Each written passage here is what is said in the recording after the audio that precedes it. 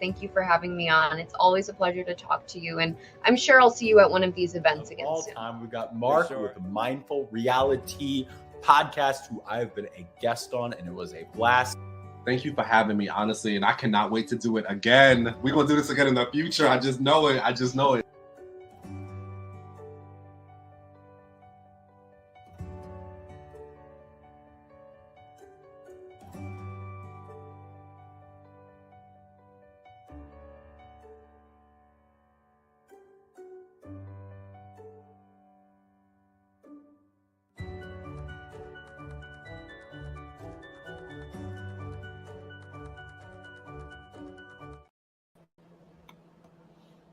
Hey, what's going on, everybody? Good morning. It is Wednesday.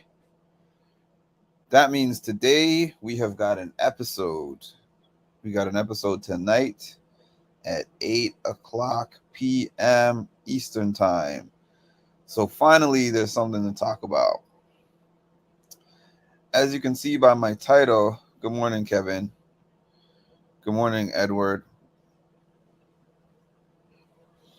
As you can see by my title, I usually title these morning videos like Big Brother updates, and I'm not saying that nothing happened. I'm not saying that nothing at all happened in the house, but I am saying this whole week has been bored Mimi on the Mimi scale. Things have happened, conversations have happened, but this whole reset week thing, it was exciting during the episode. I'll give them that. The way that they masked it and the way that it happened at the very last minute. Hold on a minute. I am shortly going to move so I can get on this camera really quick, because I think I haven't been on the camera in quite a little bit. So I'm going to turn my camera on. I just had to move to a more ideal lighted situation. Give me a second. Give me 1 second. All right, there we go. Yeah. So, like I said, I'm not saying that nothing happened for the week. I'm just saying that this was a lazy way, I feel, to replace that week where they had to remove a house guest out of the context of the actual show. I think that they were trying to figure out, how are we going to keep this 100-day thing going? So, in my opinion, I think they just made up this power of invincibility thing after the season already started. And they were like, how do we find the most likely way for it to be used? They even gave a chance for it to be used twice. First of all, I don't even think that it should have been the thing that it was. I don't know what that game is called, but I remember when they gave America powers previously, I liked when they had to do secret missions or they had to do different things in order to obtain the power, more than just, okay, we're going to call everyone into a room and then we're going to do this competition. May the best time win. That wasn't even interesting. It was lazy of them. The game that they used to give them the invincibility, there was no excitement for it. How come Jag wins the power of veto a couple of weeks ago? He has to walk around in a chicken suit, and there's no kind of recourse for using the power of invincibility.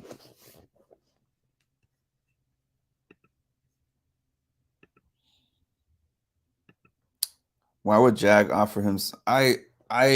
Jag is baffling to me, because at the beginning of the game, I thought that Jag was going to be really good at this game. And then I was like, okay, I understand why his first couple of weeks didn't go that good.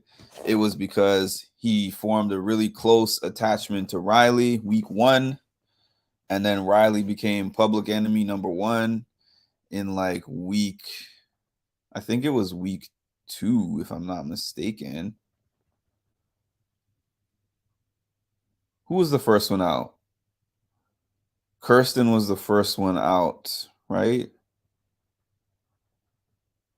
Yeah, I think Riley won the first power veto, and then Kirsten, I think, was the first one out. So yeah, I thought that it might have just been okay. He wasn't really seeing the game too well because of this bond and this big alliance that he formed with Riley. But then after Riley left, I was like, wait a minute, what is Jag doing? Somebody put in my comment section.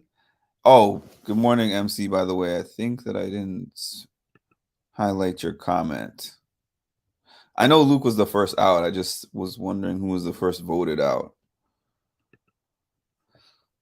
And not even a chicken dance to go with that. You know, I have found in general that I feel like the writing for this season has been really bad. Some people are attributing that to the writer's strike. I guess that could be what it is, but I've been really uninterested with a lot of the stuff that Big Brother is doing. And in some sense, a lot of us are blaming the house guests for like being boring and repetitive. But I was watching the feeds yesterday night and I was thinking about it, and I've been listening to the people over this past week, especially since after the veto was played, and they keep saying, man, we got a whole nother 3 days. That's what they were saying on Monday. We've got 3 more days of this. What are we going to do? We don't have games to play. We don't have anything to do. So you have all the same house guests that you had last week. You have the same guy that was on the block last week and the same target that was on the block last week. What is there to do? What is there to talk about? Yeah, they had Red's birthday party thing. That was kind of funny. It was short-lived. Then they started going back through their scenarios. Well, if Jag goes, then this is what happens for next week. This person is going to work with this. This one will put this and this person on the block. But then if we let Red stay, then Red might work with Cam, and then they might reconcile, and then they might form a group with Corey and America, and they might be able to pull Matt, and they might be able to do this and blah, blah, blah. You know how like kids, when you don't give them enough stuff to do, their minds just when they're bored and you don't give them enough stimulating things to do, they just do things that you're like, why are you doing that? I don't think that Big Brother has been giving them a ton of things to do. And I know that they don't always give them so many things to do, but they get hyped when they get that camera. When they get to walk around with the camera, they're like, wow, you're giving us something. It looks like most of them don't even play chess. The majority of what they do, if they do anything, aside from driving themselves crazy with going through all these what if scenarios, is the bumper pool table and the pool table and the exercise room for a couple of them. Good morning, Janet. Please show your appreciation to Mark by hitting the like button. Thanks. Yeah, so it's boring in the house. I mean, I could talk about a few things that I saw in the house, but it's really boring. They're doing the thing that they've been doing every single week. They said, yeah, Jag makes the most sense. Jag is the person who has to leave. Because if we let Jag stay in here, he could form relationships with this one, this one, this one, and this one, and this one. Cerie's telling Izzy, Jag makes the most sense, right? Izzy's like, yeah, definitely. And I have so many arguments for Jag. And then all of a sudden yesterday, they're like, you know what? Jag is going to stay. And we're going to get rid of Red because Red could be working with Cameron because what did Jared say? It's amendable, I think he said. It's amendable. I don't know. Jared was trying to sound smart. I know I'm wrong for saying this, but I would definitely want that, Edward. I've been saying this for at least 2 weeks now. I would definitely want that. It's like, it's not, even if I had a clear favorite, which I really don't, like, even though I'm cheering for Sari, because I like Sari, because I know Sari from other shows. But the thing is, if she were to win the game and never touch the block, I would be like, this is one of the most boring seasons of all time. And I was excited at first because I was like, there's so much action happening. Week 1 through like maybe week 1 through 3, there was so much action happening that I said, if it's starting off like this, when it usually starts off slow and then picks up steam, I could only imagine it getting crazier later. But now I have to see certain scenarios for this to be interesting. I have to see an Izzy next to a Sari or a Jared. I have to see Izzy on the block, period. I have to see a Sari on the block, like Sari next to Jared on the block. I need something to shake the game up. I would love America to win an HOH. Mimi, I'm a little more iffy. Like, I like Mimi in general because she does her own thing. But I still tend to think that Mimi leans towards the Sari side, so that might not be interesting either. She might make the safe choices. She might be like, okay, Bowie and Bowie and America. I don't know. Or Bowie and Cameron. I think she would make safe choices, is what I'm trying to say. And I think America would not make safe choices. That's why I would want America. I would love to see America win an HOH. Yeah, I guess boring when there's a good alliance.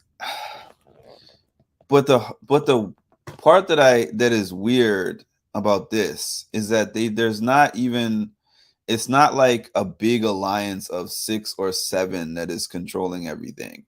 It is a small alliance. It is basically Sari and Izzy, essentially. It's not even an alliance that's controlling everything. It's Sari and Izzy. So what happens is they will meet, the two of them. They'll discuss out everything. What makes the most sense? Who should we target? Who should be the person going home? Then the two of them will make that decision on their own and then find a way to talk to the individuals in their team individually first and be like, oh, let's weigh out the options. I think that the person who makes most sense to go is Jag, but I'm going to, talk to Sari about it, or they've already talked. I'm going to talk to Sari and I'm going to talk to the group, and we're going to come to the conclusion and see who's the best. Everything is up for discussion. That's Izzy's favorite line. We're just talking right now. Everything is up for discussion. And then they'll be like, we got to have a meeting of the 7. The 7 get together, and the pick is always the person that the two of them decided. So it's not like leftovers. It's not like a cookout. It's not like a group for real, where the whole group's input really has the same weight or anything close to a similar weight. America for HOH, and then that would be amazing television. That would be amazing television. Sari and Izzy on the block, or Sari and Jared and or Cameron on the block. That would be amazing for TV. We have We haven't really had fireworks like that. Even the people that get selected to go on the block are not even giving us fireworks. Like, Jag. I'm like, there was so much potential for some kind of blow up with Blue suggesting that her boy Jag goes up on the block. But nope, he just laid down and was like, you know what? I'm all for the squad. I'm going to do it for the squad. Squad goals, going on the block as a pawn when we have other options outside the 7 that we want to get rid of. Squad goals. Like, if the target is to get rid of red, hold on a minute. I need to do something really quick. I did this already a couple of days ago when I talked about this same thing, but what sense does that make? The math is not mathing. I had to do that again. The math is not mathing. These people are all mathematicians, right? Because they love talking about numbers every second. There is 13 people remaining in the house. 7 of them are in one group, supposedly. 7 out of the 13 people that are currently in the house are in one group. I'm no mathematician, but I'm pretty sure 7 plus 6 is 13. So you have the majority going forward.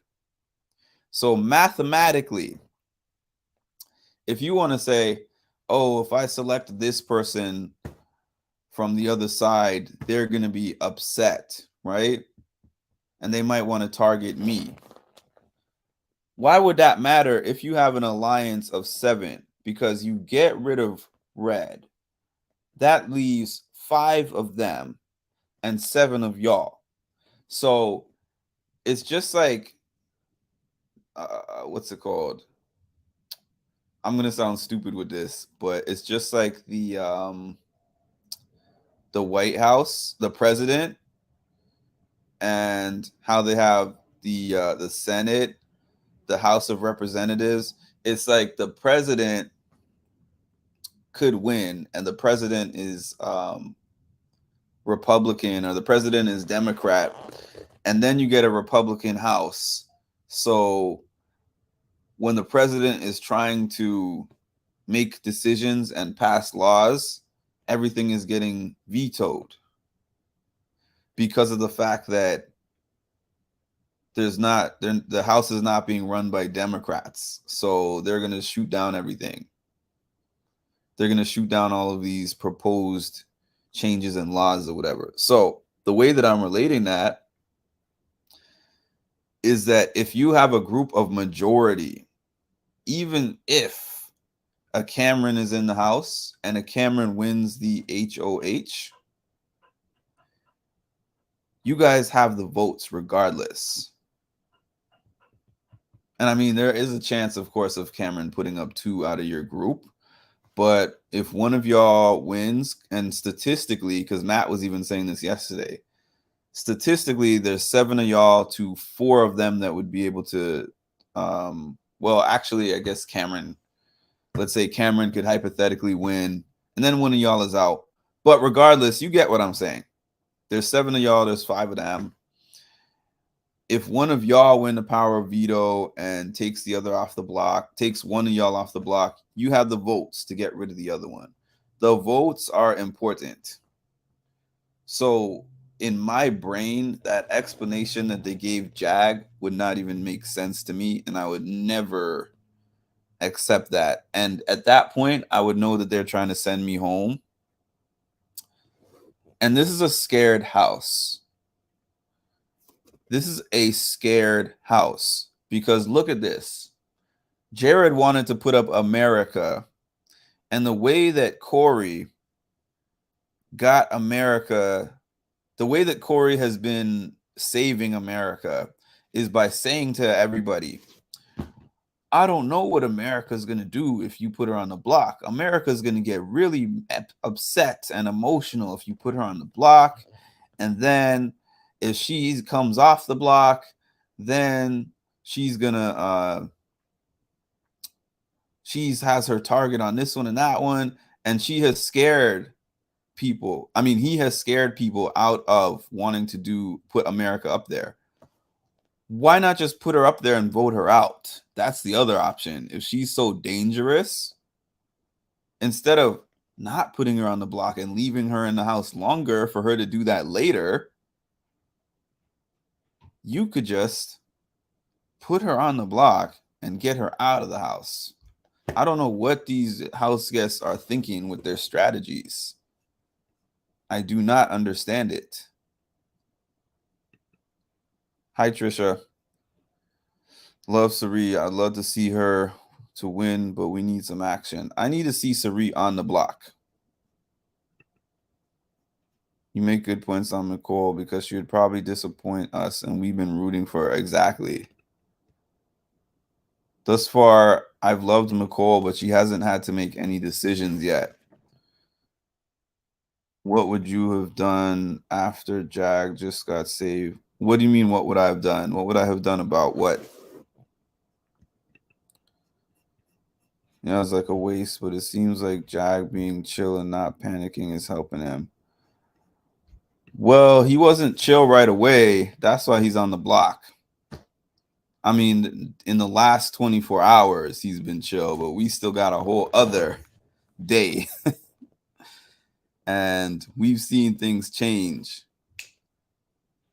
Jag has to remain chill from here until Thursday night to maximize his chances of staying.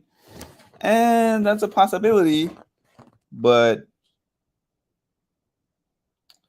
that's all I can call it, is a possibility. Where are we at here? Good morning, MRT community. I'm over. Me too. I knew it. I predicted it. I said this last week. I was like, if that power of invincibility thing is used, everybody stays in the house. There's going to be nothing to talk about.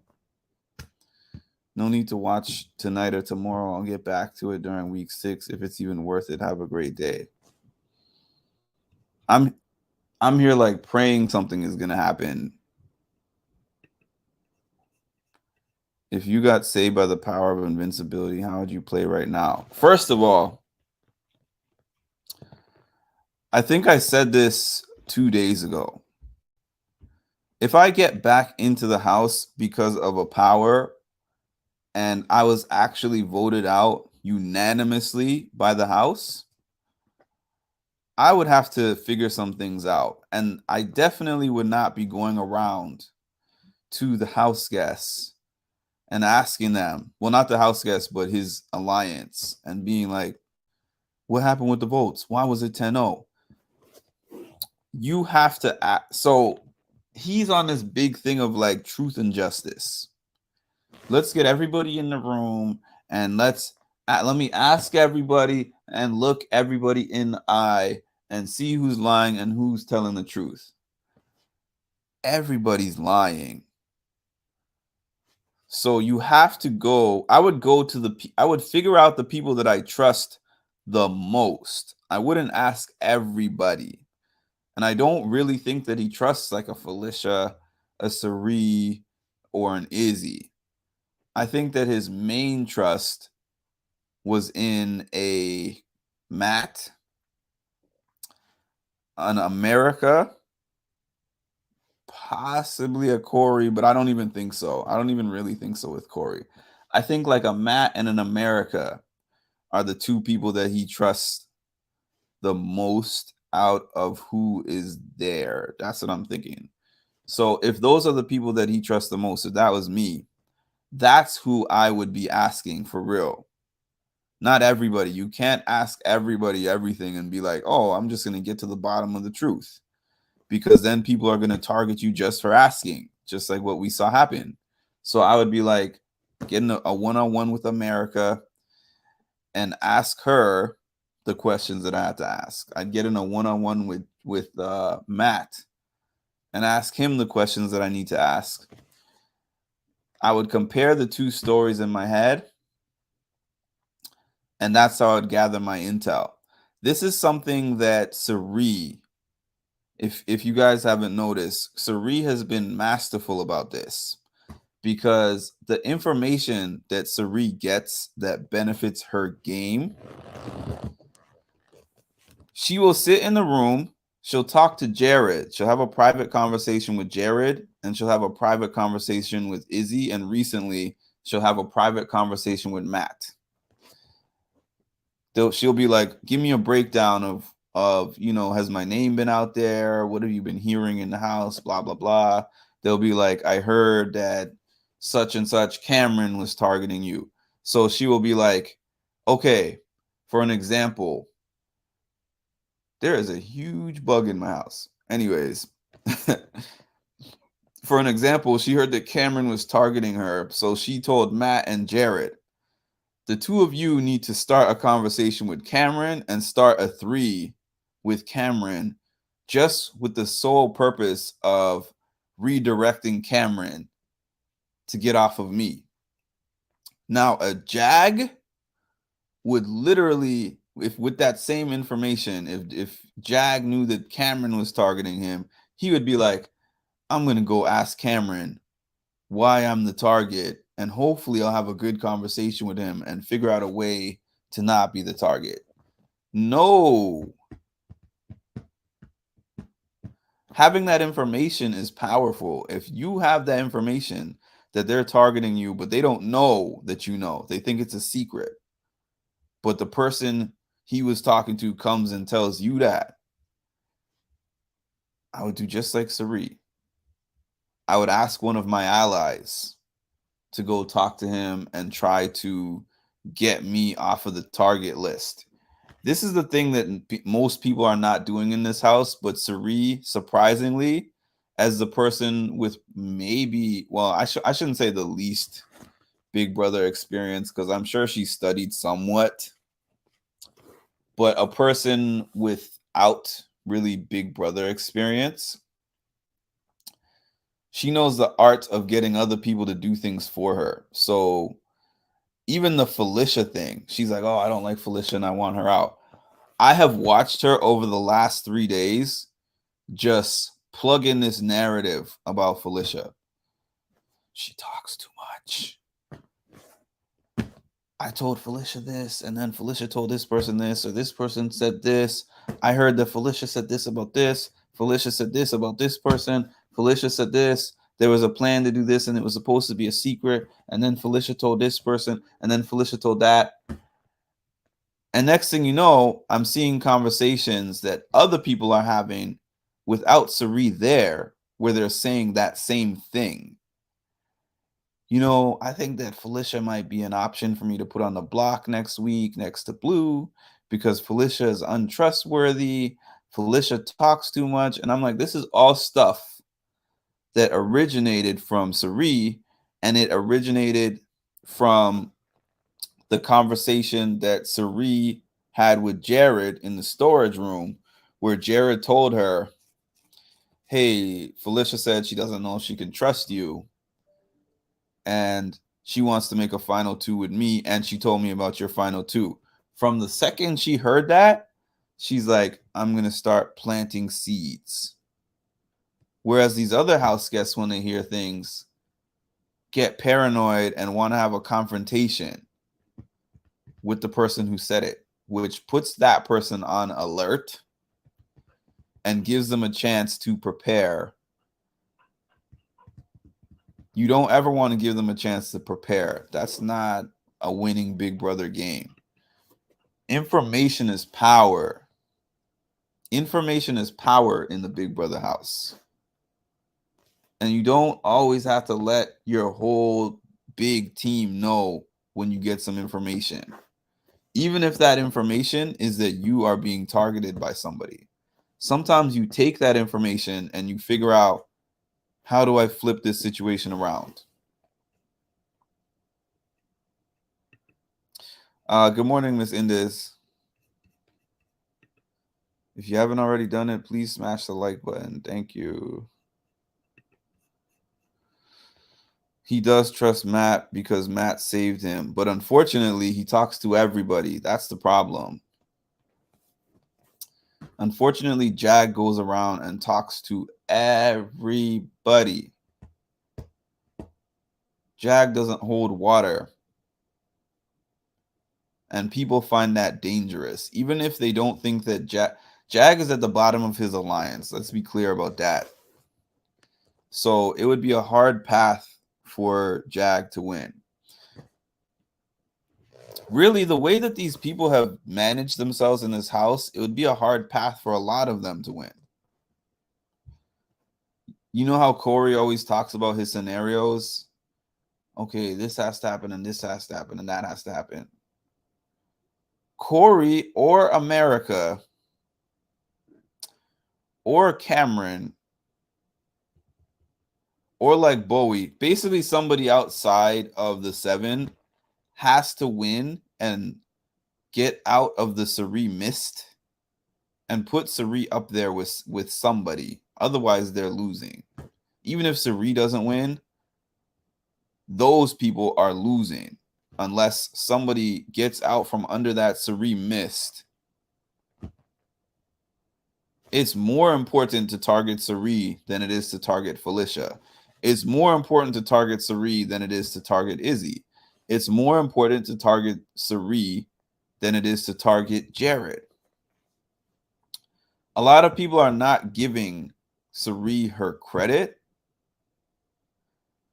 but Felicia's game, Suri's game, and Jared's game are significantly helped by the fact that Suri is in the house, period. She makes such a significant difference to each of their games. I love Suri's processes. So do I. She's so... I would be terrified to be in any game with Suri. I'd be terrified.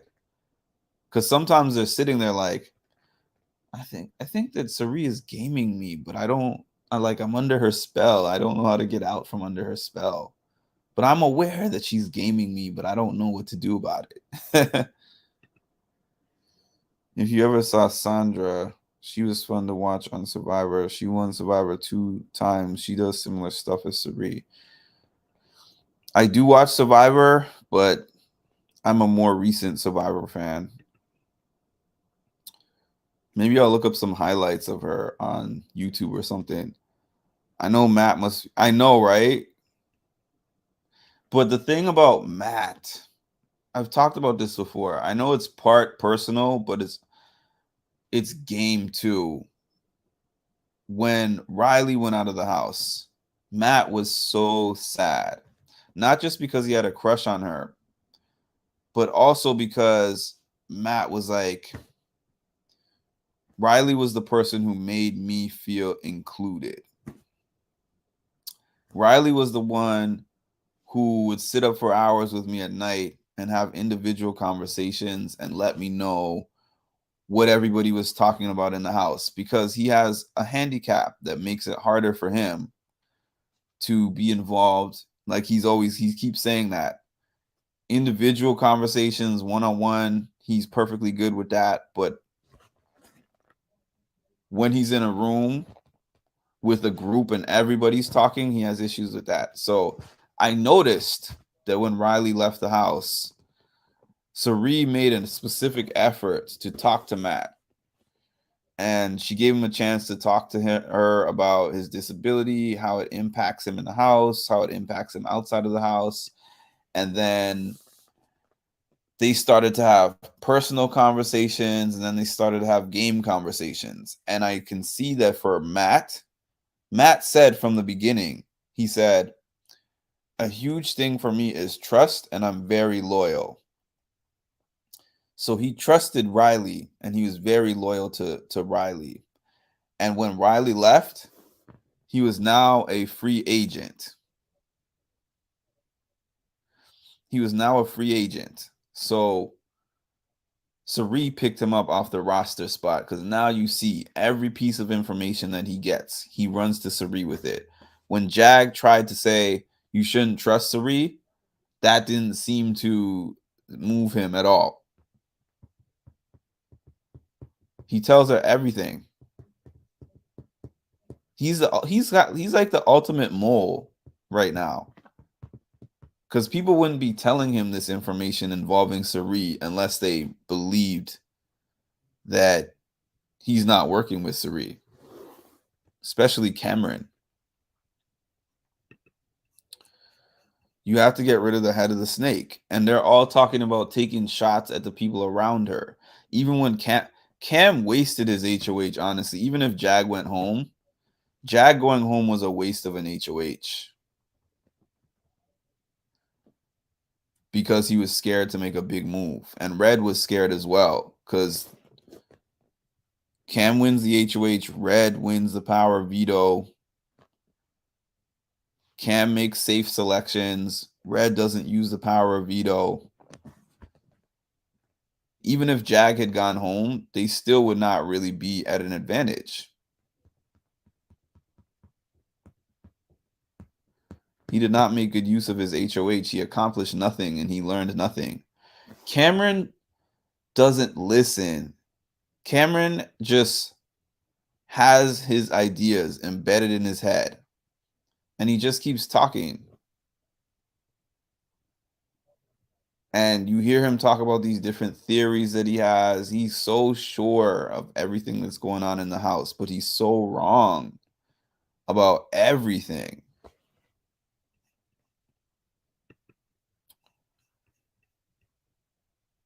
Who's Ed? It did make Sari trust Matt. She seems to want to stick with Matt for now. Yeah, I mean, oh, you're saying to Ed in the chat. Yeah, I mean, that's true. That's true. Like it's a move that didn't really benefit him in terms of he was trying to save his boy Jag and his boy Jag ended up back on the block. It didn't benefit him in that sense. But we did see that diary room entry in the last episode, I think Sunday's episode of Big Brother, where Sari was like, he told me. He didn't tell anybody else. He told me. So it was something that gained him trust with Sari and possibly pushed him up ahead of where she had Izzy. Because I've been noticing that he's been with her a lot more since then. And also, something interesting was that Matt pointed out yesterday in his conversation with Jag.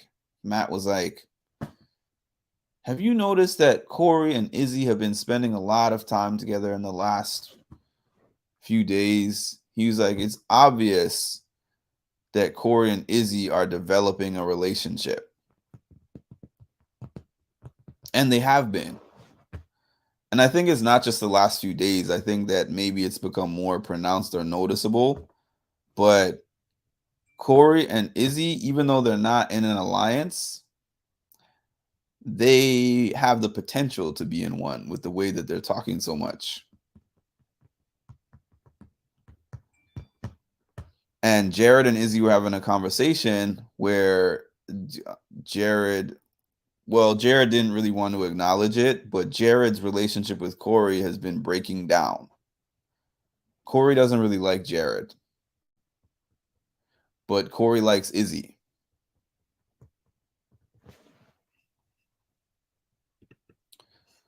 Oh man.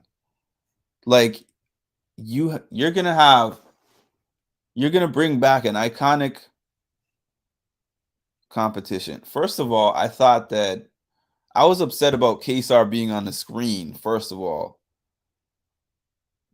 y'all not have the budget to fly somebody into the house. Like they should have brought whoever, Kesar, whoever.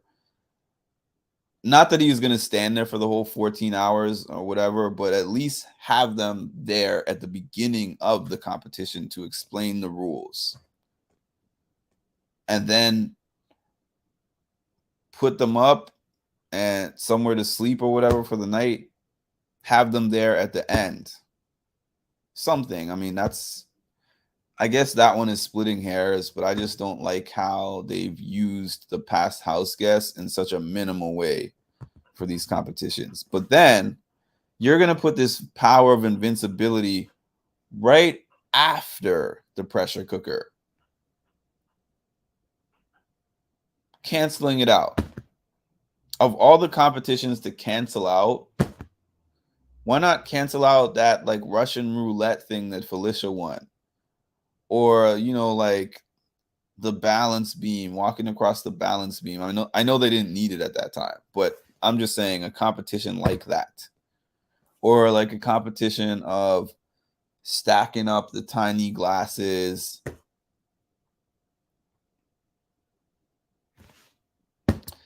And then I didn't like what the power of invincibility is. I feel there should have been more to it. There should have been more to it than just, oh, if you have it, you can use it on somebody who's evicted and they can come back in the house. Make it creative. Make there something more to it than that. I really do feel that the writing for this season has been so lazy.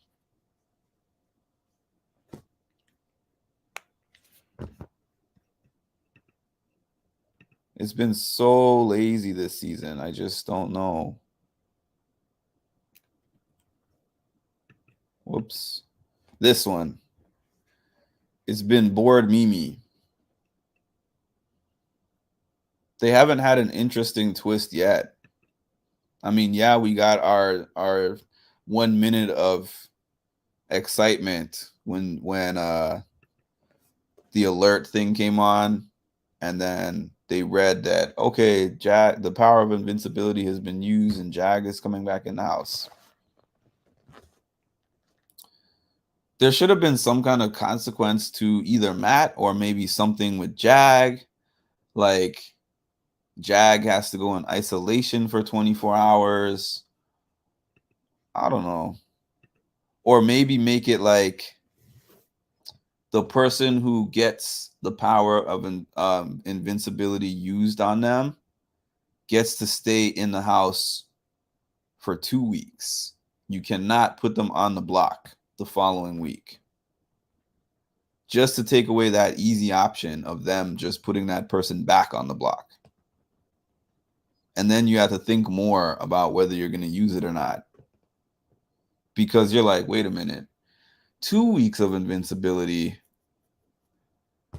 that's something I might want to keep for myself. I think that, but I think they could have mitigated that by saying you can't use it on yourself. Like it has to be used on another house guest. Exactly, Mark. Iconic, and they did nothing with it. Nothing with it. The writer's strike is still going. That has to have impacted some of this. Yeah, I was saying that earlier. BB twists are usually bad, but this one was wasted for sure. Yeah, they have a lot of bad ones, but even the bad ones, this one was nothing to me. I literally still think they just made that up as a way to figure out how they were going to make sure this stays as 100 days.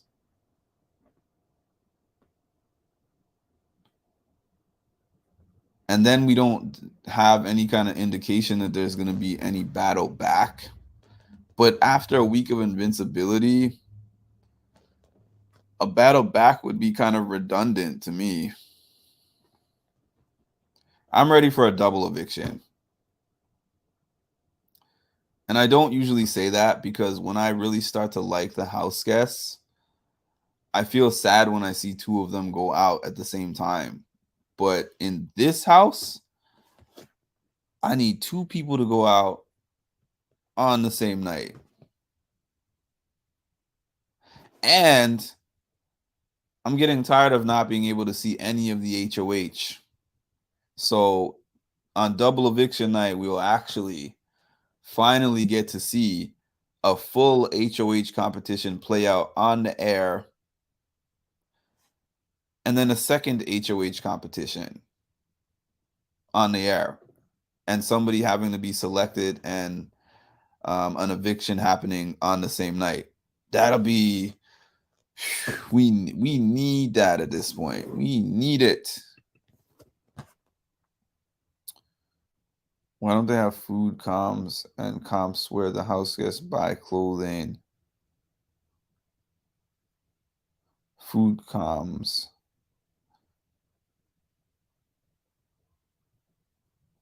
Now those were fun to watch. Yeah, they're not creative with it. They're really not creative with it.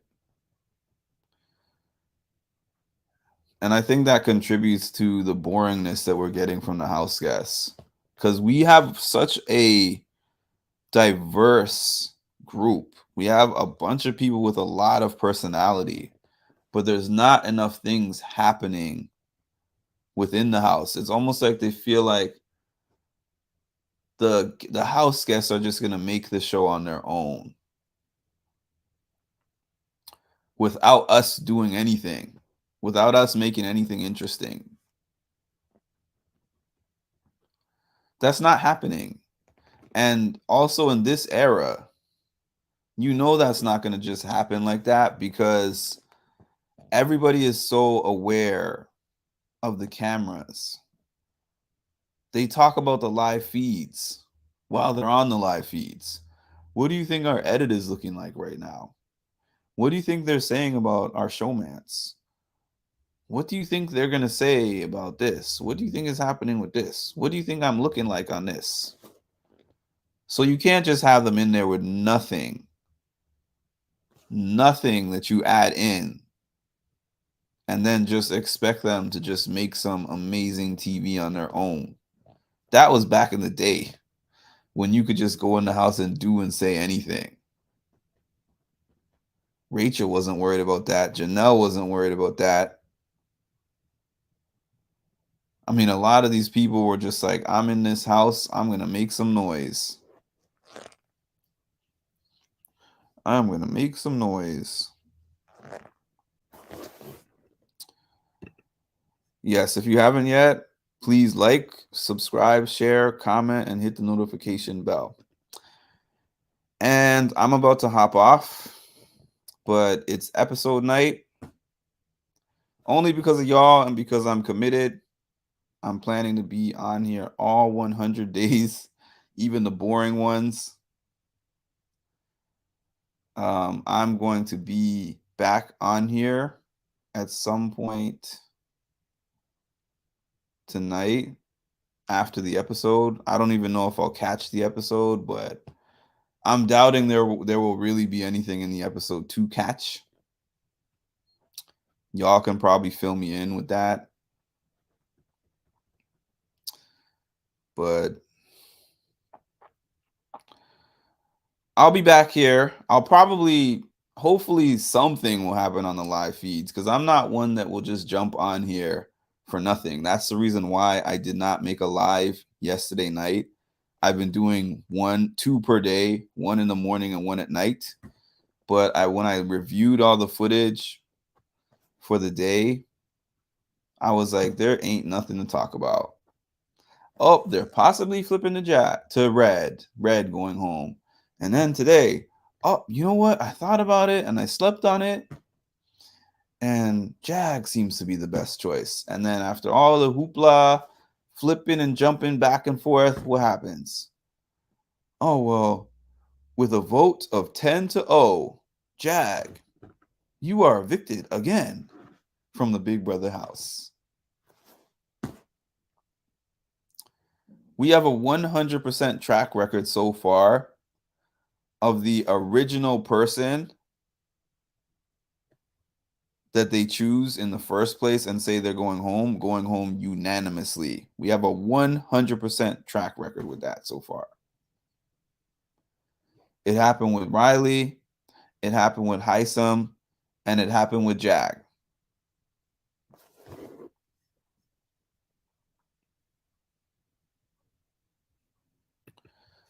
I know they reuse comps, but they have brought back older ones. The crew keeps talking about battle. I know, isn't that strange? Isn't that so strange how the crew they're like they keep even when Heisem was out.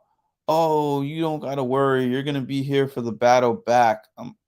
First of all, I don't think they used the battle back this early, if I'm not mistaken. I think it was way later into the season when they used the battle back. And it's been years since they used it. I think season 16, which was like, what, 6 years ago? Like, I don't know why they're so convinced. You know what, though? I guess they're probably thinking about it because they're like, oh, it's season 25. So they're probably going to bring back multiple classic competitions.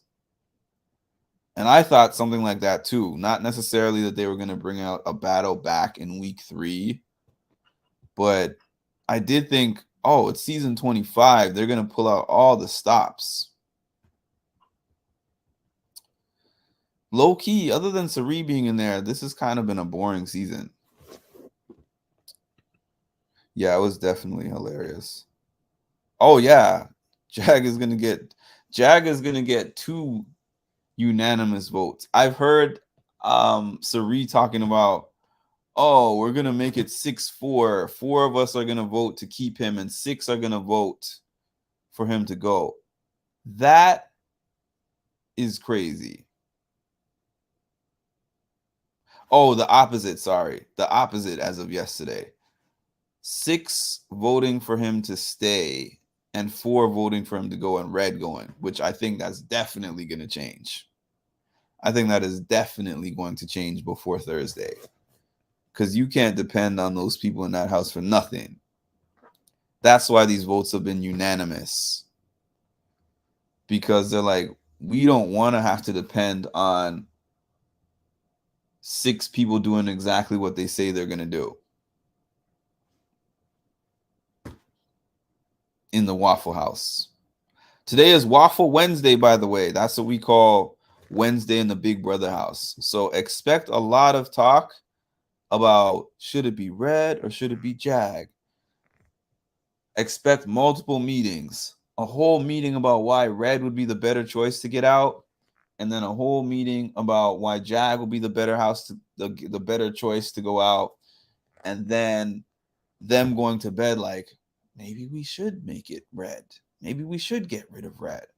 And then expect them to wake up on Thursday and be like, there's too many potential problems with voting out Red and keeping Jag at this point. So let's get out Jag and let's do it unanimously.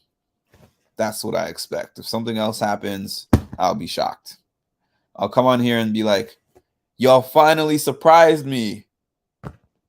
You guys finally surprised me, because it has not happened yet. I have not been surprised once yet.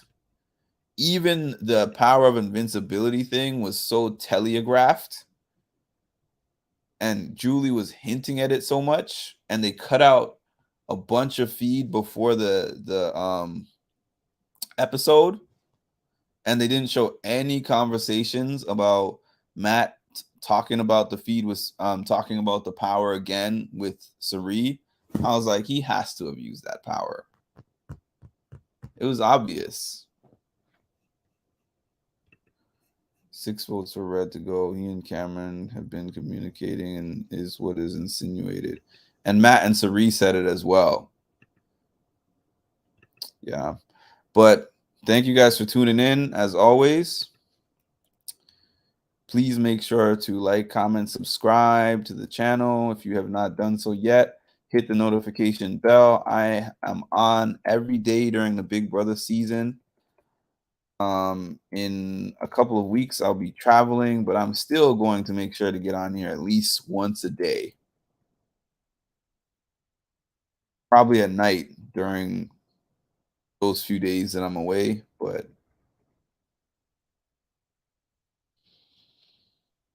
and if I can't, I will still be updating my community page, because I have a goal of making a whole 100 days worth. because after the Big Brother season, I'm not going to be on live every day. I'm not going to be on here every day. Last year, I realized how much of a commitment Big Brother is. So I was like, I can't do this all year round. Although I have heard that there's a winter season of Big Brother that might air like December or something. That would be kind of wild.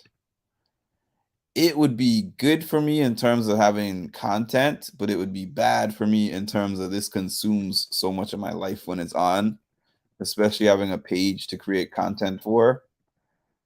I would love to be a content person who doesn't have 9 to 5 regular responsibilities, but as of now, that's still not the case for me. So I'm not even doing this is just sacrificing my free time. But I love it though. So once again, thanks for tuning in, and we'll talk tonight. So you literally were one of my very first followers. And then when you followed me and I, followed back, I was like, this dude is cool.